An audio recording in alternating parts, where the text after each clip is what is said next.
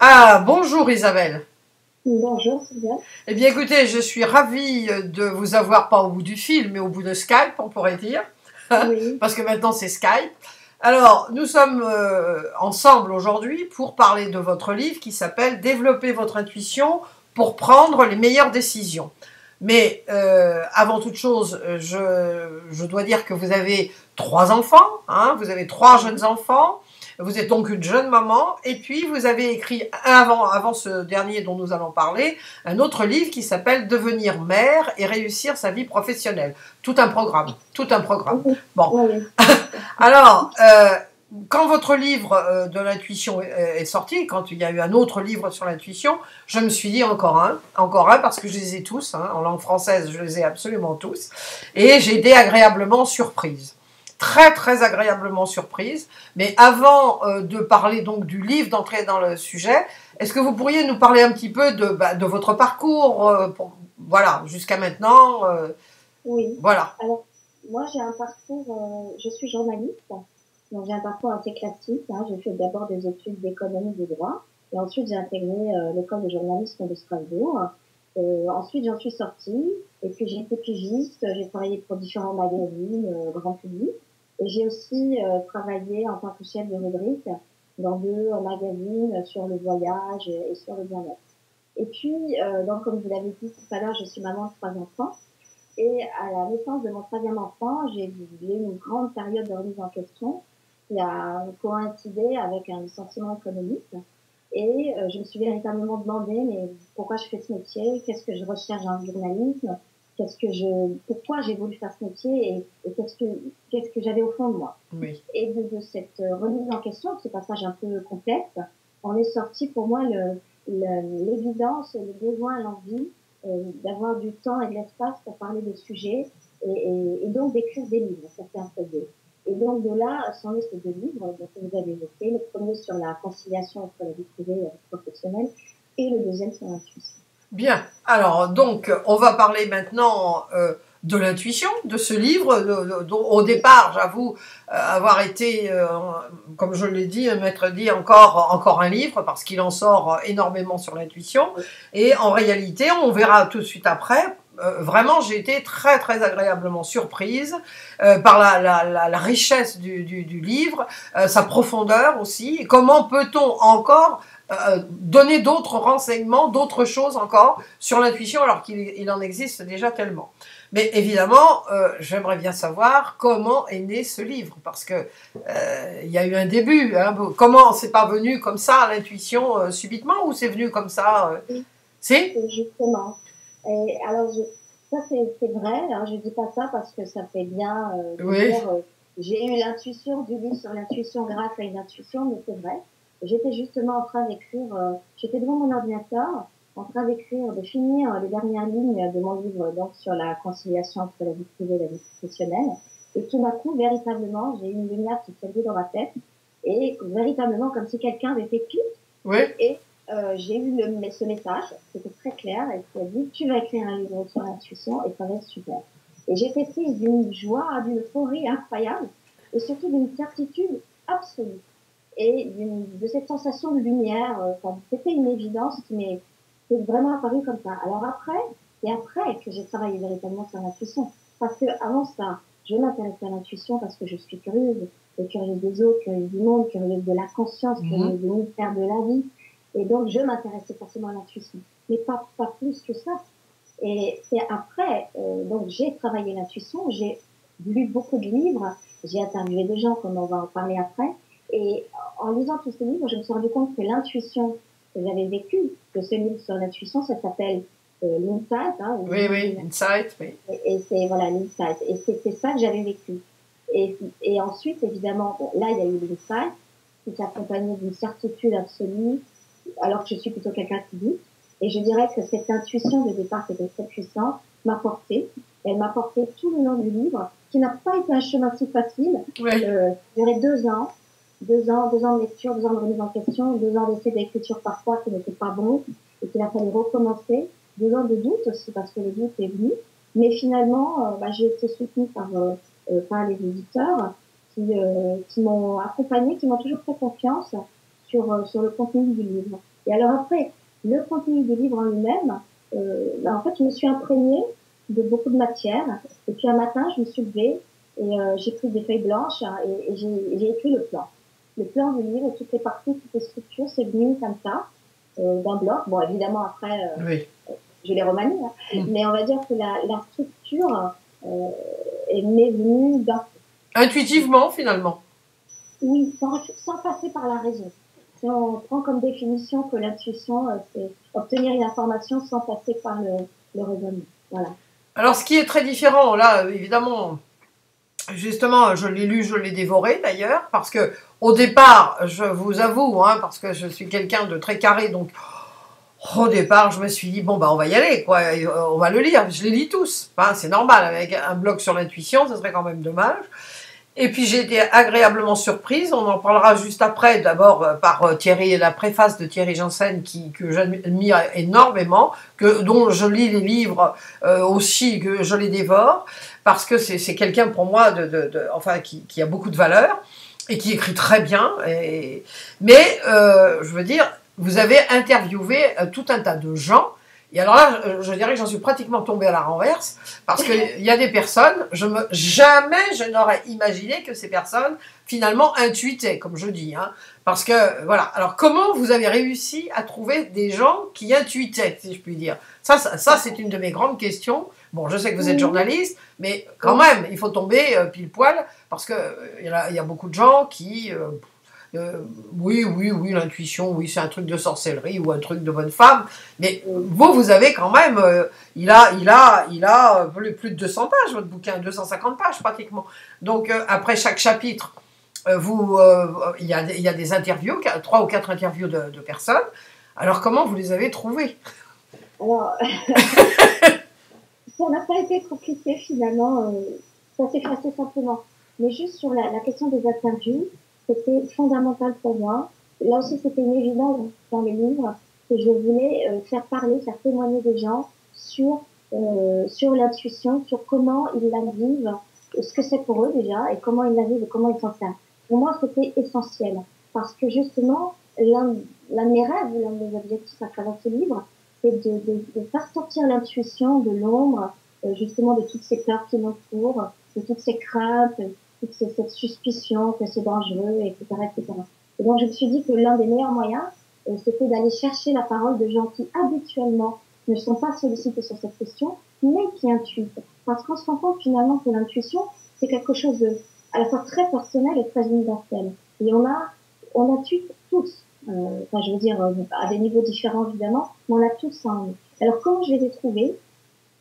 C'est un mélange de gens qui m'ont dit « Ah, je sais que lui, j'ai entendu dire qu'il intuitait, que c'était un sujet important pour lui. » Et puis, c'est un mélange de ça, et puis de moi, par exemple, Dominique Voynet, qui est donc politicienne, ancienne ministre de l'Environnement. Elle est aussi maire de la ville dans laquelle je vis, puisqu'elle est maire de Montreuil. Et donc, je l'ai contactée tout simplement par son service de presse, en lui expliquant le projet. Et elle m'a répondu très rapidement, oui, d'accord. Donc, il n'y a pas eu, si vous voulez, finalement, je n'ai jamais bataillé. C'est-à-dire que tous les gens à qui j'ai demandé l'interview, tous me l'ont accordé. Et moi-même, j'en étais étonnée. Mais finalement, je crois qu'ils avaient aussi envie de parler de ça. Et ce qui était vraiment important pour moi aussi, il y a un chef d'entreprise. Hein, oui. Il y a aussi un ancien dirigeant qui maintenant est consultant. Et je me suis rendu compte que ce sujet était vraiment important pour eux. Parce que finalement, l'émergence de l'intuition et de la présentation des émotions, c'est quelque chose qui nous concerne tous, et surtout aussi la vie de l'entreprise. C'est quelque chose qui, à mon avis, va émerger dans les années qui viennent. En tout cas, je le souhaite. Bah, vous savez, avant, il y a quelques années, il y a une quinzaine ou une vingtaine d'années, je ne sais plus quand, Goldman avait fait son livre sur l'intelligence émotionnelle, oui. Bon, qui était une thèse de doctorat, hein, on l'oublie un peu, mais bon, c'est vrai que c'était présenté, et c'est présenté d'une façon tellement agréable, on va dire, que ça n'a pas du tout l'air d'être une thèse de doctorat, mais ça en est une quand même.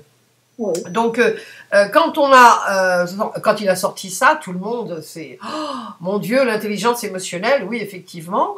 Maintenant, on parle d'intelligence intuitive. On parle de plus en plus d'intelligence intuitive parce que Voilà. on n'est pas seulement avec un QI très très important. Où, voilà, il y a l'intelligence émotionnelle, il y a l'intelligence Oui. intuitive. Donc, l'intelligence intuitive, effectivement, est en train d'émerger en force. Et Oui. maintenant, on entend parler de personnes, je pense à ce financier russe, Sorez, je crois, enfin, un financier russe, qui lui vend ou achète, enfin, vend des actions quand il a mal au dos. Alors, quand il a Oui, mal c'est au dos, Georges Soros. un Soros, c'est ça, Soros, Soros, voilà. j'en parle dans mon livre. Voilà, c'est Soros, Sorez, Soros. Et il a mal, bon, enfin, je veux dire, ça touche là des millions et des millions de dollars. Bon, et pas 5, 6, des centaines de millions de dollars. Donc c'est réellement très important. Alors, moi, j'ai lu votre livre, donc je sais comment vous avez réussi à capter l'intérêt de Thierry Janssen, mais expliquer, est-ce que vous pouvez nous l'expliquer? Parce que c'est quand même un sacré plus d'avoir un homme comme ça qui fait une préface. Alors, moi, je peux dire que si il n'y avait pas eu Thierry Janssen, s'il n'y avait pas eu sa préface, je ne suis pas sûre que le livre aurait existé. En tout cas, que j'aurais eu la force de l'assumer. Et alors, comment j'ai rencontré Thierry Janssen? Là aussi, c'est une histoire d'intuition. Donc, j'étais dans des piles de livres que j'ai lus pour travailler sur mes propres livres. Et dans cette pile de livres, il y avait le premier livre de Thierry Janssen, puisque j'avoue, je n'avais pas lu ces livres avant, je ne le connaissais pas. Et j'avais commandé parmi tous mes livres Le travail d'une vie, c'est son premier livre. Et puis à un moment donné, j'ai attrapé des livres qui étaient dans la pile et j'ai commencé à le lire. Et très vite, au bout de la première page, je l'ai refermé. Je me suis dit, c'est mon papier. Pourquoi? Je sais pas. Voilà, l'intuition. Et c'était pour moi une évidence. Oui. C'est-à-dire que après, si je dois l'analyser, pour moi, Thierry Janssen, il était la synthèse de tout ce que j'avais envie de faire passer dans ce livre. Donc, il était le préparatif. Et donc, bon voilà, j'ai enfermé le livre. Ensuite, je l'ai rouvert, évidemment, je l'ai lu. Et puis, j'ai envoyé un mail à Thierry Janssen, tout simplement, par partir sur Internet. Et il m'a répondu. Et il m'a dit d'accord. Alors, d'accord pour une interview. Après, évidemment, on s'est rencontrés, j'ai fait l'interview, il m'a parlé d'intuition. C'est l'interview qui est au début du livre. Et ensuite, une fois que j'étais en face de lui, qu'on a échangé, je me suis dit, j'ai osé lui demander, est-ce que peut-être, je ne sais pas. Il m'a dit oui, d'accord, pourquoi pas, mais évidemment, je ne signerai une préface que lorsque j'aurai lu votre livre. Donc ensuite, il a pris connaissance du livre et puis il a accepté d'écrire la préface.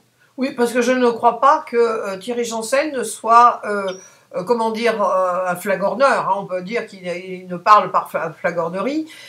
Et il dit vraiment que du bien de votre livre. Et je présume que, vu la solidité et la structure du monsieur, que s'il n'avait pas apprécié, il ne l'aurait pas fait. C'est pas le genre de bonhomme.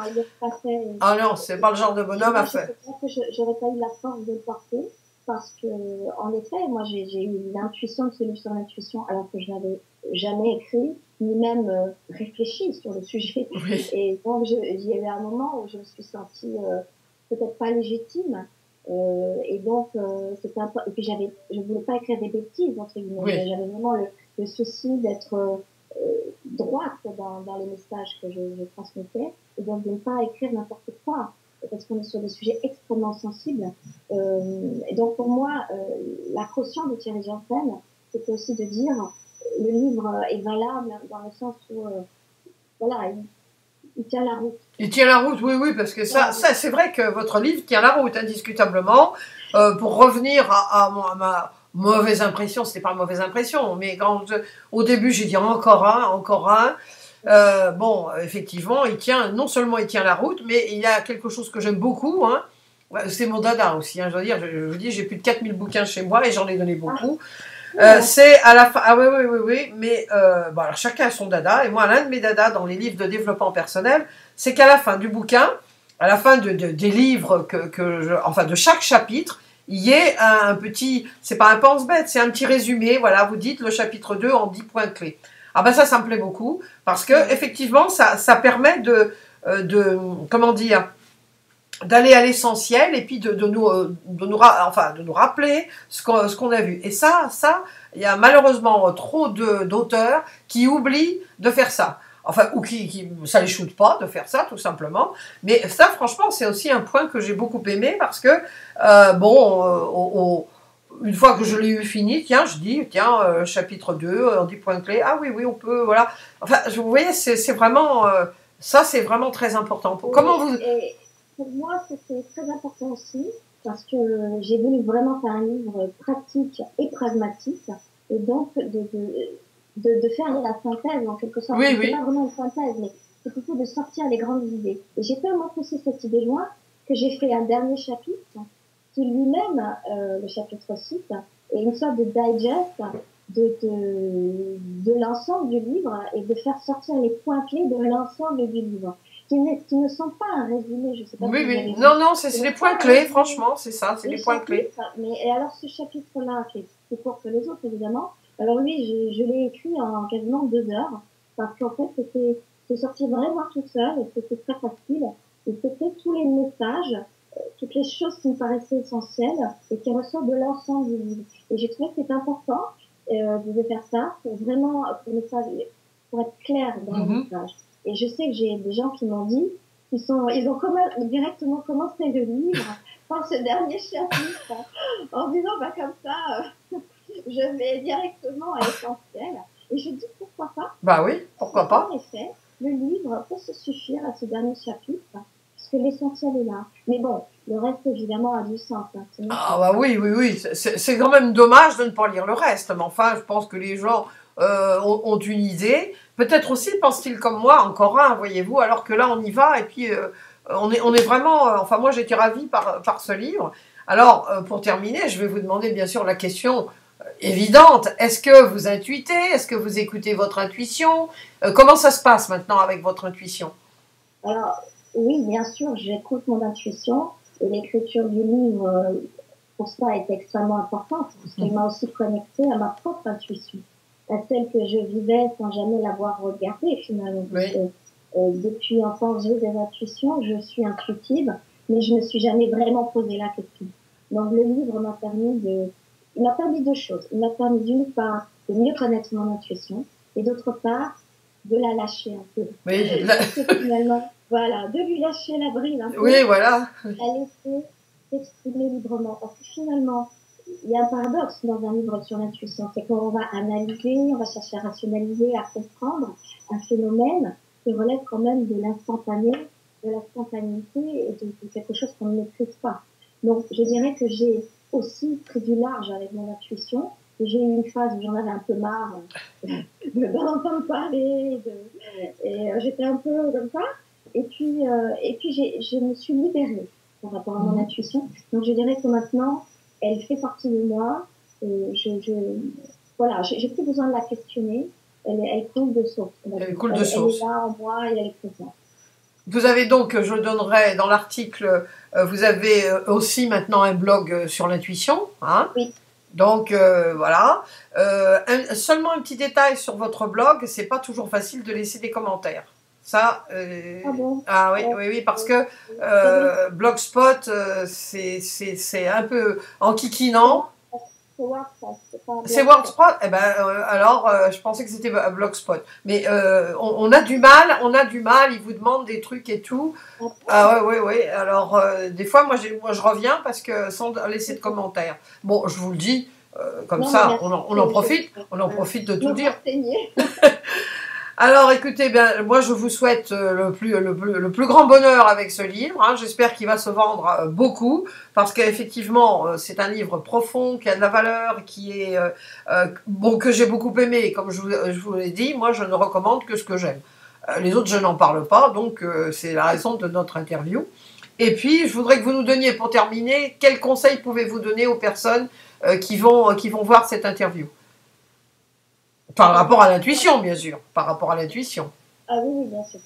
Alors, il y a beaucoup de conseils qu'on peut donner. Bon, j'ai écrit un livre entier sur cette question. Mais moi, je dirais que, pour moi, la chose la plus importante, c'est d'abord d'apprendre à écouter son intuition et à comprendre que son intuition se manifeste pas d'une seule manière, mais de plusieurs manières. Donc on peut pas parler d'une intuition singulière, mais d'intuition au pluriel. Et donc l'intuition, elle va se manifester sous la forme d'impression, sous la forme de signes corporels, sous la forme d'une impulsion, donc quelque chose, sous la forme d'un message dans la tête, sous la forme d'un insight, comme on en parlait tout à l'heure. Donc la première chose, je dirais, pour développer son intuition, pour moi, c'est déjà d'apprendre à regarder, à écouter son intuition, à la comprendre, à la sentir, je dis. Et là, une des choses qui va ensemble aussi pour moi, qui est très important, c'est d'arrêter de tout rationaliser tout le temps, de vouloir tout expliquer. Oui, parfois, on vit des phénomènes intuitifs, comme des synchronicités, vous savez, qui sont des coïncidences heureuses, dont on sent qu'elles sont, voilà, qu'elles ont une portée, quelque chose de profond. Si on peut pas les expliquer, c'est pas grave. Ce qui est important, c'est qu'elles existent. Donc, arrêtez de vouloir toujours tout mettre dans des cases, parce que l'intuition, elle déteste les cases. Oui, oui. Elle est libre, elle est multiple, elle est protéiforme, elle ne peut pas être enfermée. Donc, je dirais aux gens, arrêtez de rationaliser. C'est pas parce que vous n'expliquez pas quelque chose que vous devez en nier l'existence. Et puis après, mon dernier conseil, ça serait, dans cette société où tout va si vite, où on est en permanence bourré d'informations, où on doit agir toujours, se préserver des moments de calme, de silence et d'intériorité. Alors, ça peut passer par la méditation, ça peut passer par des formes modernes de méditation comme la cohérence cardiaque, ça peut passer par le yoga, ou ça peut passer pour simplement faire son jogging, mais en conscience, c'est-à-dire être dans le ici et maintenant et se vider un maximum de toutes ces choses qui nous remplissent la tête, parce que l'intuition se nourrit de vide et de disponibilité. Eh bien, écoutez, on finit sur une note tout à fait joyeuse, hein, parce que on va tous écouter notre intuition. Enfin bon, moi, bien sûr, je l'écoute. Et je vous souhaite donc encore une fois le plus grand bonheur possible avec votre second livre, parce qu'apparemment, il va y en avoir bientôt un troisième. Enfin, d'ici quelques temps, d'ici quelques mois. Eh bien, à très très bientôt et merci Isabelle. Merci. Au revoir. Au revoir.